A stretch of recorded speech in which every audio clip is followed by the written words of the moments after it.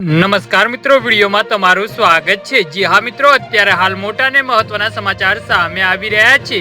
ગુજરાતમાં છેલ્લા કેટલાક દિવસથી ભારે વરસાદ પડી રહ્યો છે। હવે હવામાન વધુ ગંભીર સ્વરૂપ ધારણ કરવા જઈ રહ્યું છે। ગુજરાતના દરિયાકાંઠાના વિસ્તારોમાં ચક્રવાતનું જોખમ તોડાઈ રહ્યું છે। ચક્રવાત તોફાન અસના વાવાઝોડું આગામી 24 કલાકમાં ત્રાટકી શકે છે। જી હા મિત્રો, જેની અસર 30 થી 31 ઓગસ્ટના રોજ જોવા મળી શકે છે।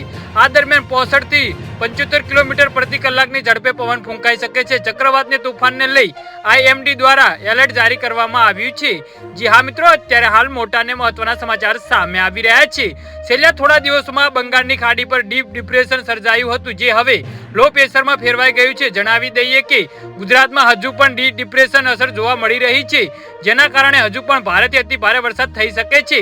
IMD ના અનુસાર ચક્રવાતની તોફાનની અસર ગુજરાતના અમરેલી, ભાવનગર, દેવભૂમિ, દ્વારકા, ગીર સોમનાથ, જામનગર, જુનાગઢ, પોરબંદર, રાજકોટ, મોરબી, કચ્છ જિલ્લામાં જોવા મળી શકે છે। જે હા મિત્રો, અત્યારે હાલ મોટા સમાચાર સામે આવી રહ્યા છે। તો મિત્રો, આના વિશે તમારું શું કહેવું છે તો નીચે અમારી કોમેન્ટ બોક્સમાં જરૂરથી જણાવજો અને અમારી YouTube ચેનલને સબસ્ક્રાઇબ કરવાનું ભૂલતા નહીં। વિડીયો પૂરો જોવા બદલ તમારો આભાર।